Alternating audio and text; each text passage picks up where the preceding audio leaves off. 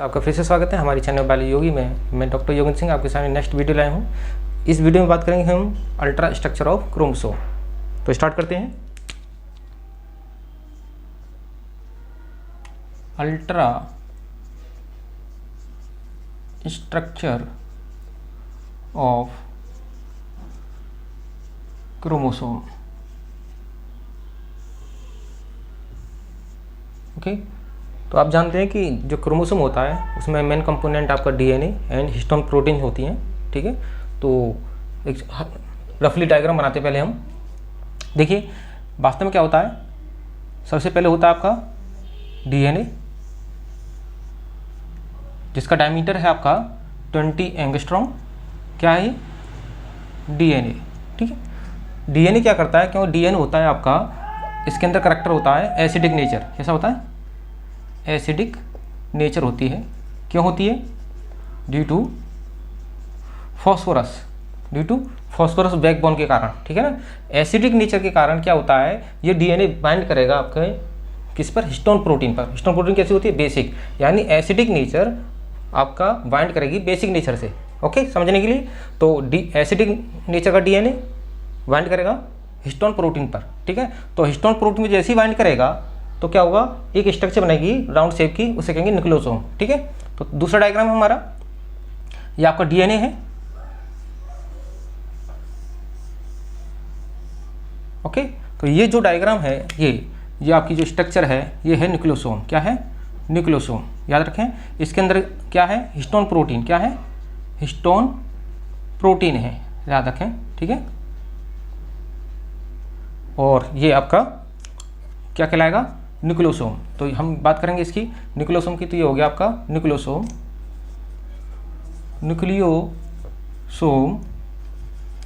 Model. Okay, अभी बात करेंगे इसके बारे में। इसका जो डायमीटर है वो है आपका 11 नैनोमीटर। ओके, चलिए अब न्यूक्लियोसोम फिर फोल्ड होगा दोबारा कंडेंस होने के लिए, डीएनए को कंडेंस करने के लिए, तो ये एक स्ट्रक्चर बनाएगा, उसे कहेंगे हम आपका सोलिनॉइड मॉडल। क्या कहेंगे? सोलिनॉइड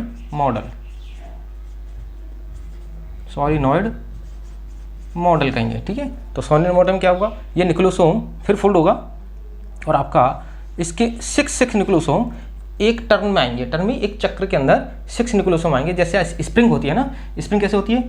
इस प्रकार स्प्रिंग होती है, राइट। तो यहाँ से लेकर के न्यूक्लियोसोम यहाँ तक जो आएंगे, टोटल उनकी संख्या होगी 6। फिर दूसरा टर्न कंप्लीट होगा यहाँ तक, तो उसमें भी 6 होंगे।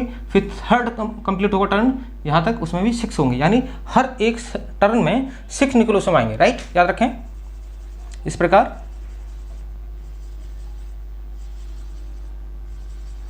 तो ये जो स्ट्रक्चर बनेगी वो बनेगी आपकी सोलिनॉइड मॉडल। क्या बनेगी? Solenoid model. तो इसका जो डायमीटर है आपका वो है 30 नैनोमीटर। ठीक है, 30 नैनोमीटर इसका डायमीटर है, और एक टर्न में आपके आ रहे हैं 6 न्यूक्लियोसोम। ठीक, अब बात करते हैं इस सोलिनॉइड मॉडल में। ये जो सोलिनॉइड मॉडल है वास्तव में ये क्रोमेटिन फाइबर बनेगा। क्या बनेगा? क्रोमेटिन फाइबर बनेगा, जो किसके अंदर पड़ा रहता है? न्यूक्लियोसोम के अंदर। कहते हैं क्रोमेटिन नेटवर्क के फॉर्म में। ओके, चलिए अब यही फिर पुनः फोल्ड होगा। एक बार पुनः फोल्ड होगा तो क्या होगा कंडीशन, देखिए ये मान लीजिए ये सोलिनॉइड मॉडल है, फिर ये फोल्ड होगा दोबारा इस प्रकार, ऐसे ले लीजिए, ये फिर इस प्रकार फोल्ड होगा, राइट।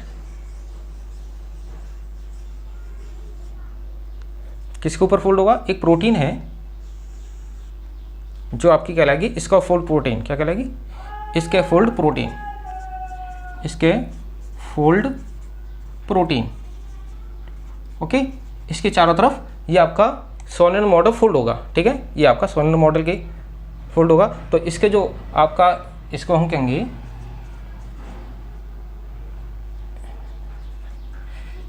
इसके फोल्ड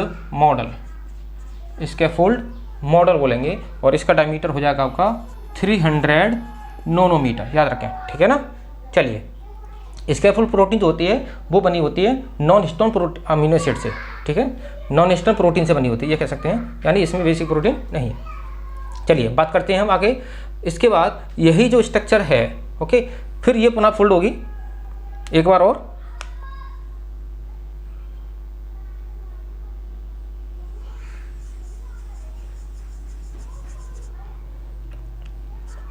ये जो स्ट्रक्चर्स है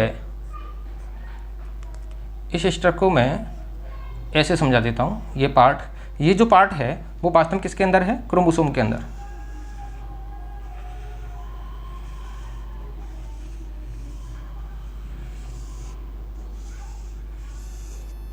ओके, तो ये वाला पार्ट मैंने आपका छोटा सा पार्ट आपका क्रोमोसोम का दिखाया है। तो ये आपका क्रोमोसोम बन गया। ये आपका कंडेंस है, लगभग ये होगा डायमीटर इसका 70-100 नैनोमीटर, यानी एक पार्ट 70-100 नैनोमीटर का हो गया, तो दोनों पार्ट क्रोमेटिड के कितने हो जाएंगे, 1400 नैनोमीटर। ये है क्रोमोसोम। क्या है, क्रोमोसोम।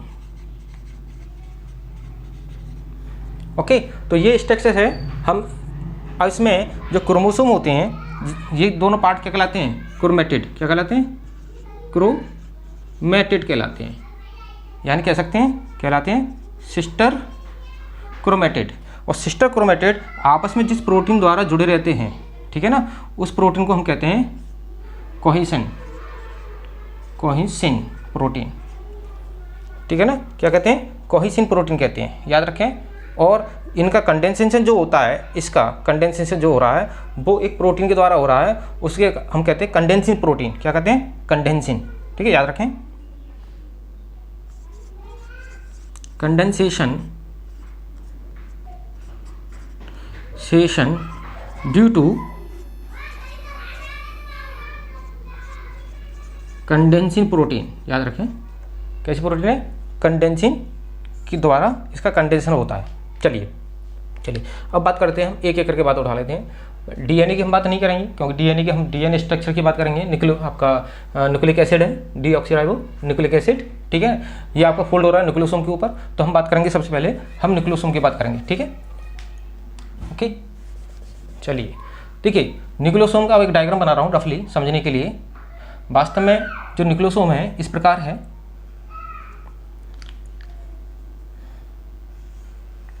हिस्टोन प्रोटीन के ऊपर यहाँ पर आपकी हिस्टोन प्रोटीन है 1 2 3 4 पेयर, ठीक है ना। कितने पेयर है, 4 पेयर, ठीक है ना, हिस्टोन प्रोटीन। और इनके ऊपर आपका एक डीएनए फोल्ड हो रहा है इस प्रकार। दूसरा टर्न हो गया, दूसरे टर्न के बाद यहाँ से निकल जाएगा, यानी कितना छूट जाएगा, 25%। दूसरा टर्न कंप्लीट नहीं होगा, याद रखें, ठीक है ना। और यहाँ पर बाइंड होती है आपकी एक हिस्टोन प्रोटीन जिसे कहते हैं H1 हिस्टोन प्रोटीन, ठीक है। अच्छा जी, ये आपका डीएनए है। ओके, ये फोल्ड हो रहा है। इसके बाद यही स्ट्रक्चर फिर दोबारा फोल्ड होगी नीचे की तरफ इस प्रकार। किसके ऊपर, न्यूक्लियोसोम हिस्टोन प्रोटीन के ऊपर। किसके ऊपर, हिस्टोन प्रोटीन के ऊपर, राइट। तो देखिए, एक टर्न कंप्लीट हो गया, 1 टर्न कंप्लीट हो गया। इसके बाद दूसरा टर्न कंप्लीट हुआ, 75 कंप्लीट होने के बाद क्या हुआ, 25% कंप्लीट नहीं हुआ, ठीक है ना। और यहाँ पर कौन सी प्रोटीन बाइंड करेगी, फिर आपकी histone protein 1, histone protein 1, clear. चलिए इसके बाद बात करते हैं हम इसकी डायग्राम की। यह आपका क्या है, न्यूक्लियोसोम। क्या है, न्यूक्लियोसोम, राइट। तो न्यूक्लियोसोम हम लिख दे रहे हैं, यह है न्यूक्लियोसोम, क्लियर हो गया। चलिए आगे बात करते हैं। तो न्यूक्लियोसोम की डायग्राम देख लेते हैं। इसमें देखिए क्या है, एक बार बोला हमने न्यूक्लियोसोम मॉडल, ठीक है। कभी कभी कंपटीशन आ जाता है, न्यूक्लियोसोम मॉडल किसने दिया। न्यूक्लियोसोम जो मॉडल दिया गया था वो 2 साइंटिस्ट थे आपके, एक थे थॉमसन, ठीक है ना, और एक थे आपके कोरेनबर्ग,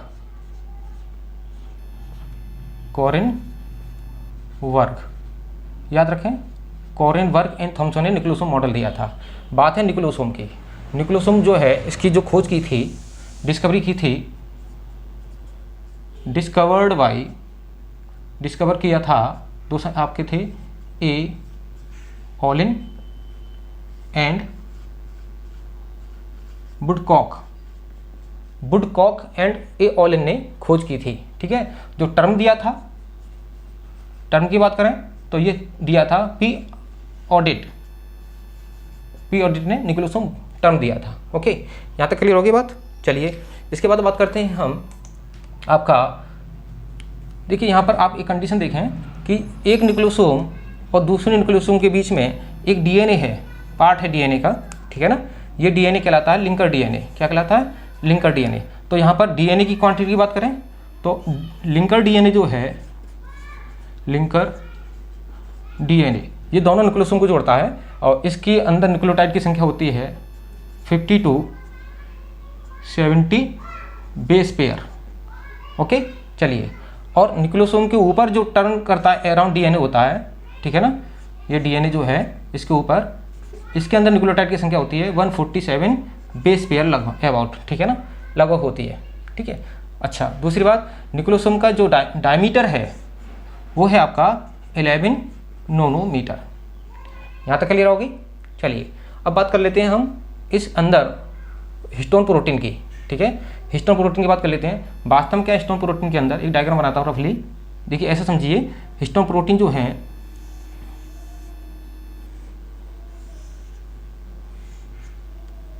ऑक्टोमर होता है।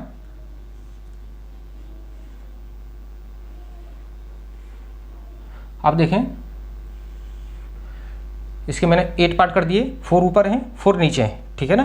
तो यहाँ पर आप देखें ये वाला जो अब एक साइड का हम करें तो ये होगा H2B और इसके नीचे वाला होगा, ये होगा H2B, ओके। और इसके जस्ट नीचे वाला जो है वो है H2A। याद रखें ये दोनों मिलकर एक डाइमर बना रहे हैं। क्या बना है? डाइमर, यानी 2 हिस्टोन प्रोटीन एक डाइमर हो गया।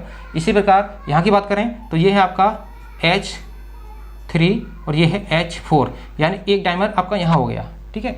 इसी प्रकार अपोजिट की बात करें तो यहाँ पर इसके जस्ट इधर है H2A और नीचे है इसके H2B। याद रखें H2A इधर, H2B इधर। क्लियर हो गया पॉइंट? ठीक है। तो ये आपका एक हो गया डाइमर। क्या हो गया? डाइमर। याद क्लियर? तो डाइमर कितने हो गए? 2 हो गए डाइमर। एक डाइमर हो गया H2A एंड H2B, एक डाइमर ये हो गया। दूसरा डाइमर किसका है? दूसरा डाइमर है H3 एंड H4 का। याद रखें, ठीक है ना। तो इस प्रकार टोटल 8 हैं, यानी ये कहलाएगा ऑक्टोमर। क्या कहलाएगा? ऑक्टामर। ये जो स्ट्रक्चर है कहलाएगी ऑक्टामर, यानी इसके अंदर ऑक्टा मीन्स 8 हिस्टोन प्रोटीन है, ठीक है ना। 1 प्रत्येक के 2 हैं, 2 यानी टोटल हो गए 2 × 4 8 हो गए, ठीक है ना। अब बात करते हैं इसी के आगे की। ये जो आपका H3 और ये आपका H4 है, सबसे पहले ये बाइंड करता है डीएनए से। लिख सकते हैं firstly attach to DNA. Okay, firstly attach to DNA. Okay, इसके बाद ये लिख सकते हैं, फिर इसके बाद कौन सा बाइंड करेगा? ये, यानी पहले ये बाइंड करेगा, फिर सेकंड नंबर पे ये बाइंड करेगा डीएनए से। क्लियर हो गए? अच्छा जी, और बात कर लेते हैं हिस्टोन प्रोटीन की। हिस्टोन प्रोटीन में आप देखें, हिस्टोन प्रोटीन आपके टोटल 5 हिस्टोन प्रोटीन है।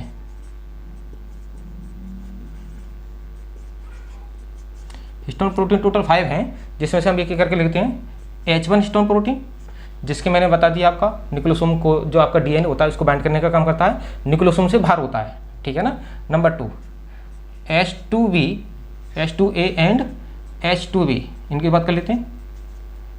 ये हिस्टोन प्रोटीन के अंदर क्या होता है? सबसे ज़्यादा लाइसिन होता है और आर्जिनिन की मात्रा कम होती है। याद रखें, आर्जिनिन की मात्रा कम होती है। आपका 1 2 3 4। अब 4 की बात करते हैं। H3 एंड H4, ये दोनों जो हैं इसके अंदर अपोजिट है। क्या है? आर्जिनिन की मात्रा, लाइसिन की कम होती है, आर्जिनिन की मात्रा ज़्यादा होती है। आर्जिनिन क्या है? अमीनो एसिड हैं दोनों, और ये कैसे अमीनो एसिड है? बेसिक कौन कौन से हैं? लाइसिन, आर्जिनिन एंड हिस्टिडीन, ठीक है, याद रखें। इसके बाद बात करते हैं हम पर न्यूक्लियोसोम। देखिए न्यूक्लियोसोम में टोटल संख्या है आपकी लिंकर की, हमने बताई अब कितनी टोटल। इनको हम करें तो एक न्यूक्लियोसोम के अंदर लगभग 190 से लेकर के 220 बेस पेयर डीएनए पर nucleosome.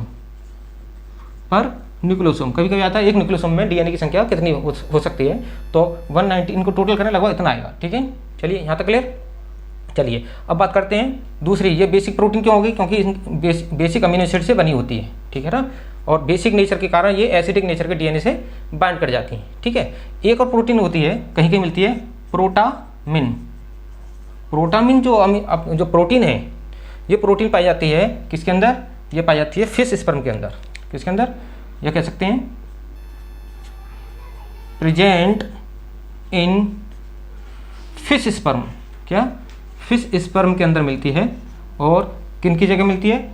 In place of histone, यानी वहाँ पर स्टोन की जगह पर कौन सी मिलेगी? प्रोटामिन। ये भी आपकी बेसिक प्रोटीन है, पर इसमें क्या होगा? आर्जिनिन रिच प्रोटीन है। आर्जिनिन रिच प्रोटीन है। यहाँ तक क्लियर हो गया? तो आपका कोर हो गया आपका ऑक्टामर, जिसके ऊपर आपका डीएनए बाइंड कर रहा है। न्यूक्लियोसोम मॉडल दिया थॉमसन कॉरन ने, आपका कॉरनबर्ग ने। न्यूक्लियोसोम दिया आपका डिस्कवरी की ऑलन और वोडक ने। टर्म दिया ऑडेट ने। ठीक है, कभी लिंकर डीएनए आता है और डीएनए जो अराउंड है इसकी संख्या आती है। कभी कभी टोटल डीएनए पर न्यूक्लियोसोम पूछ लिया जाता है। हिस्टोन में ये पूछा जाता है कि कौन सी अमीनो एसिड की मात्रा है ज़्यादा किस हिस्टोन के अंदर। यहाँ तक क्लियर हो गया? ठीक है, तो अब हम बात करेंगे इसका फुल मॉडल की। ओके,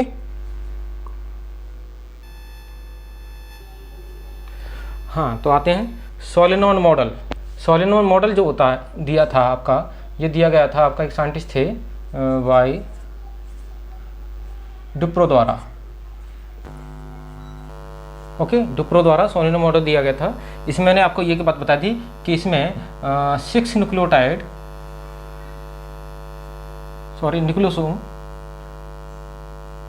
न्यूक्लियोसोम पर टर्न होते हैं। ओके, पर टर्न होते हैं। और क्या है? ये बनाता है आपका क्रोमेटिन फाइबर बनाता है। ठीक है ना, क्रोमेटिन फाइबर का निर्माण करता है। ठीक है, क्रोमेटिन फाइबर में मैंने आपके 2 पॉइंट बताए थे आपको पिछली बार कि यदि कंडेंस हो जाए तो 2 पॉइंट हो जाते हैं। एक होता है हेट्रो क्रोमेटिन फाइबर, ठीक है ना, और दूसरा एक बताया था आपका यू क्रोमेटिन फाइबर। याद रखें आप, यू क्रोमेटिन फाइबर। ओके, होता क्या है कि यदि कहीं पर ये आपका डार्क आपका कॉइल हो जाता है तो वहाँ पर जब हम क्रोमोसोम को स्टैंड करते हैं या क्रोमेटिन फाइबर को स्टैंड करते हैं तो क्या होता है? वहाँ पर डार्क बैंड लेगा।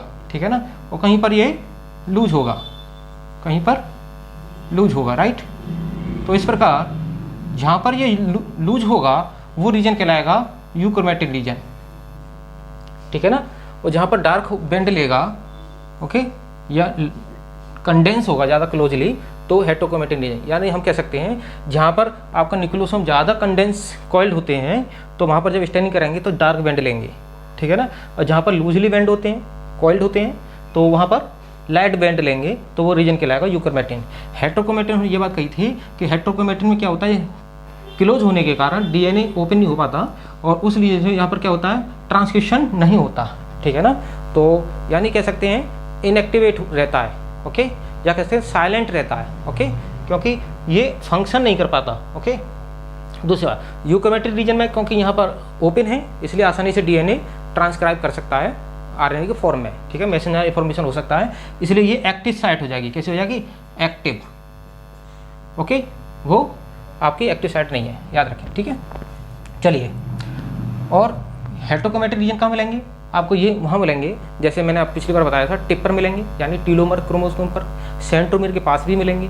ठीक है ना, ओके, यूक्रोमेटिन रीजन बीच में आपके मिलेंगे। राइट, चलिए, ये बात आपकी कंप्लीट हो गई। इसके बाद बात करते हैं स्कैफोल्ड मॉडल की। ये आपका देखिए फर्स्ट लेवल ऑफ ऑर्गेनाइजेशन है nucleosome, second level of organization है ऑर्गेनाइजेशन। ओके, ये आपका स्कैफोल्ड जो है ये थर्ड लेवल ऑफ ऑर्गेनाइजेशन, याद रखें, थर्ड लेवल ऑफ ऑर्गेनाइजेशन है। इसमें मैंने बता दिया स्कैफोल्ड प्रोटीन। स्कैफोल्ड प्रोटीन क्या है? ये आपकी है, ये बनी होती है, कह सकते हैं आप, made up of non histone protein. Okay, और इसमें ये आपके जो लूप हैं, लूप, ठीक है ना, जो लूप हैं आपके ये छोटे बड़े होते हैं। ओके, किसके ऊपर, इसके फुल प्रोटीन के ऊपर लगे थे। तो ये लूप के अंदर जो आपकी डीएनए होंगे वो होंगे 20 से लेकर के 100 KB डीएनए। याद रखें, जो छोटा होगा उसमें 20 और जो बड़ा लूप होगा, ठीक है ना, तो उसमें 100 KB तक आपके डीएनए होंगे। ये लिख सकते हैं पर लूप, ठीक है ना, पर लूप मिलेंगे। लूप क्लियर हो गया ना। ये किसका बना हुआ है, लूप है, किसका बना है, सोलेनोइड किसका बना है, डीएनए न्यूक्लियोसोम का, तो इसमें अंदर डीएनए भी होगा, ठीक है। चलिए, तो आपके ये हो गया सेकंड लेवल ऑफ ऑर्गेनाइजेशन। तो आपका यहाँ तक, इसके बाद आपका ये जो रीजन है फिर पुनः कॉइल्ड होगा, तो आपका बनेगा एक क्रोमेटिड, यानी ये डुप्लीकेशन के दौरान आपके 2 क्रोमोसोम, यानी 2 क्रोमेटिड बनते हैं एक क्रोमोसोम के ऊपर, ठीक है ना। यहाँ पर ये दोनों क्रोमेटिड कहाँ जुड़े रहते हैं, सेंट्रोमियर पर। कहाँ, सेंट्रोमियर पर जुड़े रहते हैं। जब आपका सेल डिवीजन होता है, तो चाहे माइटोटिक डिवीजन हो या मियोटिक डिवीजन हो, उस दौरान आपके एक क्रोमोसोम पर 2 क्रोमेटिड होते हैं। जब ये सेपरेट हो जाते हैं तब ये 2 क्रोमोसोम के बन जाते हैं। जब तक ये बाइंड रहते हैं, चिपके रहते हैं, तब तक सिंगल क्रोमोसोम होता है। यानी यहाँ पर हम बात करें तो यहाँ पर सिंगल क्रोमोसोम है, सिंगल क्रोमोसोम है, लेकिन न्यूक्लियो आपकी जेनेटिक मैटेरियल की बात करें तो इसके डीएनए की क्वांटिटी डबल है। 1 डीएनए इधर है और 2 डीएनए इधर है। ओके, तो आपका ये कंप्लीट हुआ। यदि वीडियो पसंद आए हो तो लाइक करें, शेयर करें और सब्सक्राइब भी करें यदि आप चैनल पर नए हैं। Thank you.